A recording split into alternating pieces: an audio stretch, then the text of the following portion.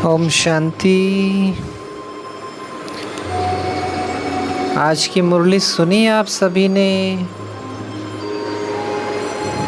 बाबा ने क्या कहा कमेंट में करेंगे, लिखेंगे आप सब। मेरे को सारी मुरली में सारी बातें बहुत अच्छी है, लेकिन दो जगह बाबा ने कहा कि बेहद का बाबा सर्वव्यापी नहीं है। तो कई लोग बाबा की पिक्चर्स भी बनाते हैं, लेकिन आप लोग कुछ पिक्चर्स में ये भी लिख सकते हैं सर्वव्यापी नहीं है। वो कैसे नहीं है? वो भी अच्छी सेवा कराता है। और कई बच्चे जो है पुराने संस्कार है उनके, बाबा ने कहा हद के संस्कार है, मेरा मेरा करते हैं। तो बाबा ने कहा कि जो बाबा का संस्कार नहीं है वो थोड़ा आप चेंज करो। और मोहब्बत है तो मेहनत नहीं हो पाती। कलयुगी लोकलाज है, जिस वजह से लोग क्या कहेंगे निश्चय नहीं हो पाता। तब आप जिस संसार में हो, जीन्स फटी हुई लोग पहन रहे हैं और न जाने कितनी कितनी मर्यादाहीन काम करते हैं, उस संसार में आप हो। तो बाबा के बातों पर चलने से हमें थोड़ा सा डर सा लगता है। और कलयुगी मर्यादा को हम निभाते हैं, तो हमें कैसा डर होना चाहिए? हाँ, कोई बंधन में है वो बात अलग है, और जो बाबा सुनाते हैं उसको अशरीरी होके हमें सुनना है। तो अशरीरी सुनने के लिए अभ्यास भी पक्का चाहिए, और उस अभ्यास के लिए हम क्या करते हैं पूरे दिन भर में, ये हमसे अच्छा कोई नहीं जान सकता। बाबा ने कहा कि तुम जब यहाँ बैठते हो तो अशरीरी होकर बैठो।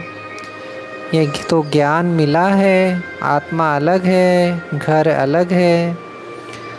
5 तत्व का पुतला शरीर बनता है, उसमें आत्मा प्रवेश करती है।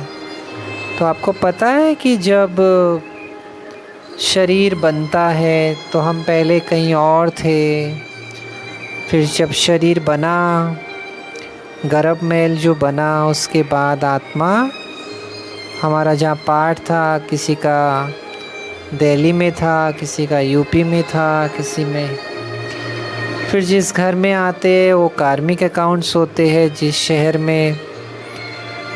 तो अशरीरी का प्रैक्टिस कीजिए, क्योंकि देखिए सबसे पहला लेसन यही है कि आप आत्मा हो। हम कितना भी ज्ञान सुन ले, जैसे बाबा बोलते हैं ना, कई बच्चे 20 साल से ज्ञान में हैं, कई 30 साल से, लेकिन कोई भी आगे जा सकता है। क्योंकि आत्मा का जो प्रैक्टिस है, आत्मा की जो स्थिति है, वो करनी पड़ेगी। तो मैं कमेंट बॉक्स में 2 लिंक डालता हूँ। पहला लिंक है, उसमें सिर्फ यही बोलते हैं कि मैं आत्मा हूँ, मैं आत्मा हूँ। तो आप लोग जब बैठ के प्रैक्टिस करो तो आप अपने आप को देखिए आत्मा।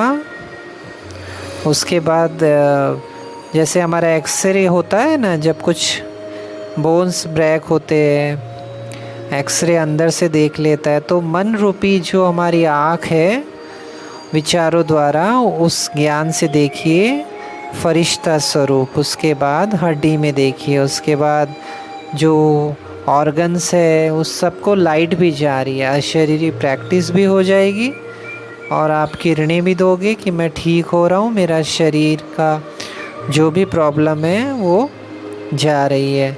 उसको विज़न से देखिए, उसको आप विज़न से देखिए।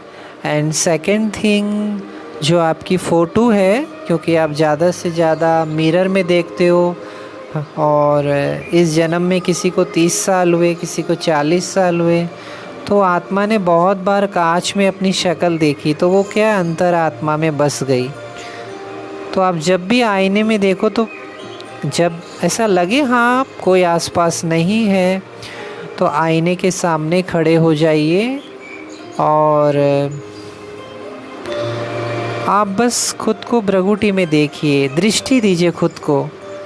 जैसे दीदी से आप लेते हो ना दृष्टि, दादी से, ऐसे खुद को दृष्टि दीजिए कि मैं आत्मा, सामने वाला। आपको बहुत अच्छा अनुभव होगा। और अब तो गर्मी का समय, आप लोग अगर छत पे जा सको, गांव में तो क्या है कि तारे दिखाई देते, शहरों में लाइटें जलती है तो स्टार्स नहीं दिखते। तो अगर सितारे दिख रहे हैं तो, या फिर आपके शहर में प्लेनेटोरियम है और आप वहाँ जाइए, तारामंडल जिसको बोलते हैं, महीने में एक बार जाइए। उसमें दिखाते हैं कि पृथ्वी से ऊपर ग्रह, गैलेक्सी, मिल्की वे, तो आप फील कीजिए वहाँ मेरा घर है, ऐसा परम धाम है। ये कुछ बातें हैं जो, क्योंकि बहुत ऊंची स्थिति है। अगर आप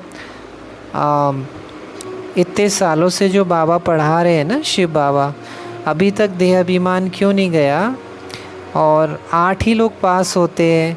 क्योंकि हम पहला लेसन पे ध्यान नहीं दे रहे, प्रैक्टिस नहीं कर रहे। हम करते हैं, फिर कर्म जैसे आते हैं तो कर्म में भूल जाते हैं। फिर मैंने कहा कईयों को बोझ सा क्यों लगता है, क्योंकि मोहब्बत नहीं है। जैसे कईयों से सुना है मैंने, मेरा माथा भारी हो जाता है, मैं एकाग्र नहीं हो सकता, क्योंकि देह में आत्मा बहुत फंस चुकी है। उसके बाद हमारा टाइम टेबल भी तो ठीक नहीं रहता ना। हम सोशल मीडिया में, हम बाबा कहते संग का संभाल करो। अरे इंसानी संग का, पल सोशल मीडिया का भी संभाल करो। हम कितना देर देख रहे हैं, क्या देख रहे हैं। बाबा से रिलेटेड होता है तो कोई प्रॉब्लम नहीं है, लेकिन हम दुनिया में जो कुछ हो रहा है उसमें हम आधा घंटा दे रहे, 2-2 घंटा दे रहे। हम नहीं बदल सकते। हमें अपने आप को, बाबा का स्लोगन भी है, खुद को बदलो, स्व परिवर्तन से विश्व परिवर्तन। अब ज्ञान हमें समझ में आ गया है, ये ऐसा हो रहा है, वो वैसा हो रहा है, ये ऐसा कर रहा है, वो वैसा, इसी में हम उलझे हुए। माया हमें इतना, अरे बाबा के ऊपर, फिर हम बाबा पर शक करते हैं, तो हमारी स्थिति इसी वजह से नहीं बनती। बाबा पर विश्वास रखे, ड्रामे पर विश्वास रखे, मुरली पर विश्वास रखे। बाबा न्याय करेगा, जस्टिस करेगा। जब इस संसार का परिवर्तन का समय आएगा, समय पर, क्योंकि आधा अधूरा ज्ञान जब रहेगा तो हम, ये अजीब सा जीवन हो जाएगा हमारा। हम किधर जाए, कश्मकश में फंस जाएंगे। कई लोग तो बाबा को छोड़ देते और उधर शंकर पार्टी में चले जाते, कोई ओम मंडली में चला जाता है, क्योंकि निश्चय नहीं हो सकता ना। कोई पोस्ट ऐसी देख लेते हैं, जैसे किसी ने भेजा मुझे, अरे यहाँ तो कन्या का समर्पण समारोह में लाखों ले लेते, तो मतलब, लेकिन मुझे निश्चय था कि चलो कोई बात नहीं। कहीं इसने पोस्ट किया कि यहाँ तो बस ज़्यादा नहीं बोलते, बस आत्मा समझ के, मैं ज्ञान में था, मैंने क्यों छोड़ा ब्रह्मा कुमारी। तो लेकिन जिसको निश्चय होगा कि बाबा ने किसी को नहीं बोला देखने, हमेशा मम्मा बाबा को बोला। जिसको यज्ञ का इतिहास पता हो, जिसको ड्रामा का पता हो, जिसको बाबा की जीत पर विश्वास हो, जिसको ये पता हो कि वो श्री कृष्ण है, वो कभी डाउट नहीं कर सकता। उसके कभी हद के संस्कार नहीं होंगे, न जोर से बोलने के, न लड़ने के। वो यज्ञ को अपनी इज्जत समझ के चलता है, बाबा की बात पर चलता है, प्यार और मोहब्बत से चलता है बाबा के लिए। तो उसके लिए हर चीज़ इजी हो जाती है। ठीक है। ओम शांति।